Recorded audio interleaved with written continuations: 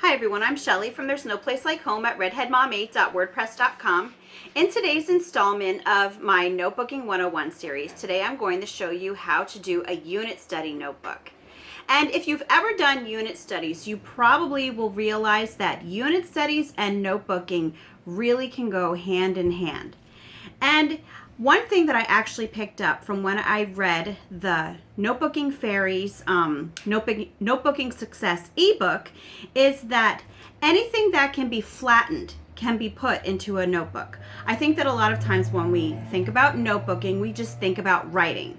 And that's what most of it is, but it really can be anything that can be flattened, can be put into a notebook. And that's why a lot of times I like to refer to notebooking as a cross between journaling and scrapbooking, especially for the craftier sorts of people. So anyway, that's where it really comes in handy with unit studies.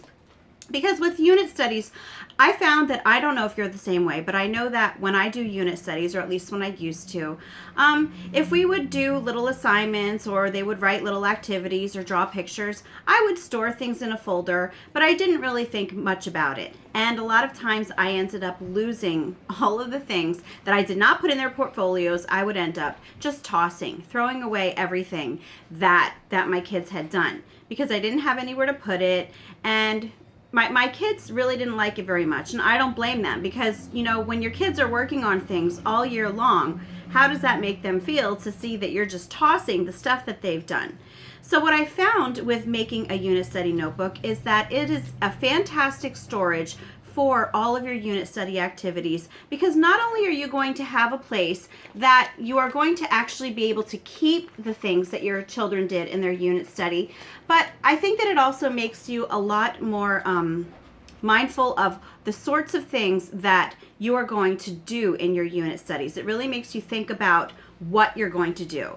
And now you might want to do things in your unit study sometime that are not going to be able to go into a notebook. For example, if it's physical activities or, you know, like a craft project or those sorts of things. And I'm certainly not saying don't ever do that because it can't go in a notebook. But what I am saying is that the vast majority of what you do in a unit study really can be compiled in a notebook.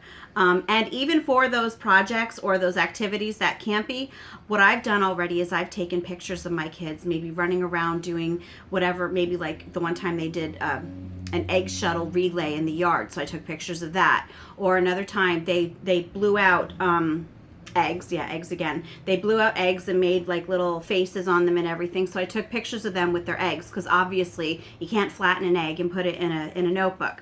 But they still had that keepsake, so when it came time to get rid of the actual egg itself, it really wasn't as hard on them because they had that memory of doing it right there in their notebook.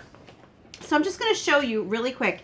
Now, using a notebook for storage for a unit study is really only the first way that I'm going to show you that you can incorporate notebooking into your unit study. But it was probably going to be the most predominant way that you use it. So let's just take a look at some things that my kids have done. So they last year did an Earth unit study, or actually it might have been 2 years ago. And if you look, what we did was they do their copy work on here. And that's something else that I just wanted to let you know, is that when they do their little activities for their notebooks, I really do enjoy printing out actual notebooking pages. My go-to place is notebookingpages.com. They literally have everything on that website. I also like to go to notebookingfairy.com for their notebooking pages. But anyway, it really does make it more fun for the kids. A lot of times they enjoy writing more when they have these little pretty pages to print or to put them on, and then they have little boxes to draw and everything. So that is one changeover that I made when we went from just doing unit studies to doing unit study notebooking, because our unit studies would just be done, their assignments would be just done on regular line papers. But I think it takes on a whole new meaning when you're doing something on paper that's made especially for their notebooks. So anyway, so I just started to show you that in our unit study this time we did some Genesis copy work, and here she did a little brochure on why people, or I don't know, maybe not people, but why anyone should visit Earth. And as you can see, this might not be the typical thing that you think of for putting into a notebook. But again, it's easy to flatten, it's easy to put in here, and yes, of course, you can put anything into a notebook that you want to keep. Here's a little story that she had written, A Journey to the Earth. Here are some diagrams that she had made. And again, as you can see, some more copywork and illustration of the biblical earth illustration. And this is copywork of a poem. But all of these things are things that she would have done in her unit study anyway, but we actually compiled everything into its own little notebook. And now we have that forever. And this also takes away the need for me to do, here's some vocabulary. It takes away the need for me to do portfolios at the end of the year, because this in itself is a portfolio. Because as you know, unit studies, they cover all subject areas. They're cross-curricular. So having this unit study notebook is awesome for me because I've already got everything, all the subjects, including some math, in this one notebook, and it's no extra work on my part as the parent who usually has to get all those things together for the end of the year. So now there are going to be some days in your unit study, as I said earlier, that you are not going to be doing anything with your kids that they can specifically put in their notebooks. But you might want to have them put something in their notebook that day. And just because they aren't doing something specifically that is going to be able to be flattened doesn't mean that you don't have to do notebooking that day. Two other ideas of what you can do for your unit study notebooks are, the first is that you can actually ask your kids to write a narration or a summary or their favorite part of what they learned about that day. And this can actually be very similar to what I talked about in my Notebooking with Read Alouds video. I'll link that to the bottom in case you want to take a look at that. But what I basically said in that is that when you read a book, I read it to my kids, and then afterwards we will talk about it together. They do narrate throughout it, and then I will ask them, what do you want me to write on the board, so that you can remember what you want to write about. And so then that jogs their memory to help them write their notebooking page. You can do the same thing with your unit study.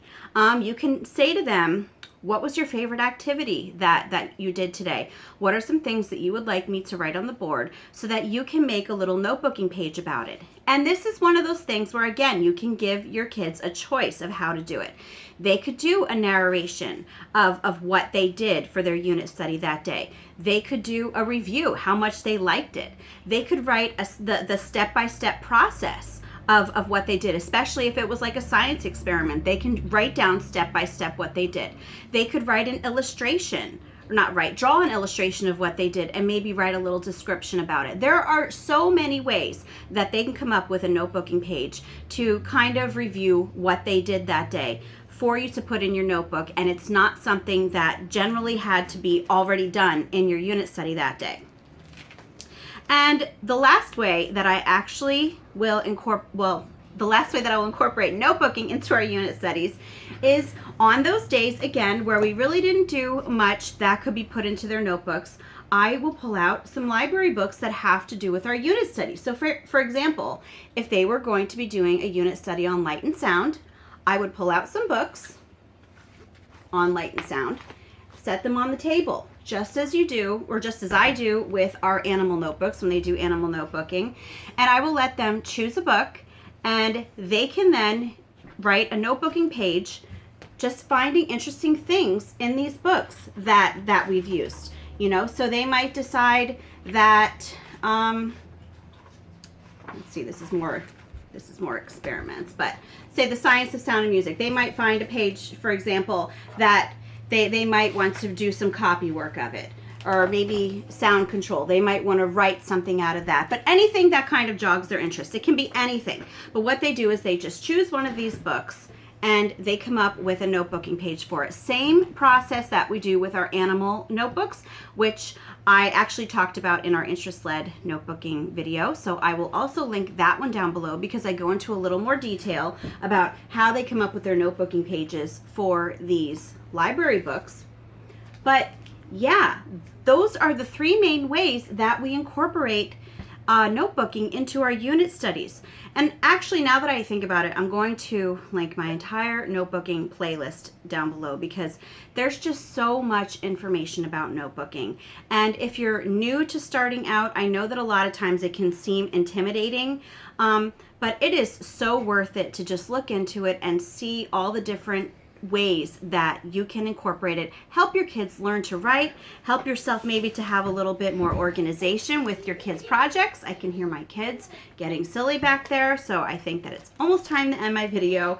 But so anyway, yes, 3 ways to incorporate this. We've got already putting the projects that they've already done into a notebook, and oh yes, covering them with plastic sheet protectors, because again, we want this to be something that they're going to be able to keep, a keepsake. So sheet protectors are, I would say, a must in this case.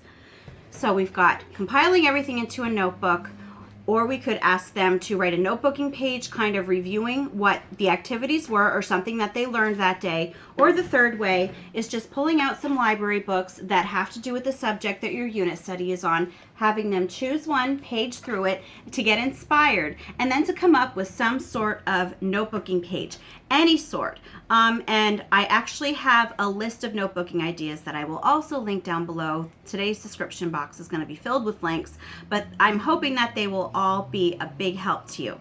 So anyway, if you like this video, give it a thumbs up. If you haven't subscribed yet and would like to see more of what I have to say, I would love if you would do that.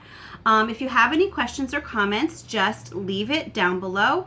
I will get back to you as soon as I can. Sometimes it takes a few days, but I will answer your questions, and I hope you have a great day.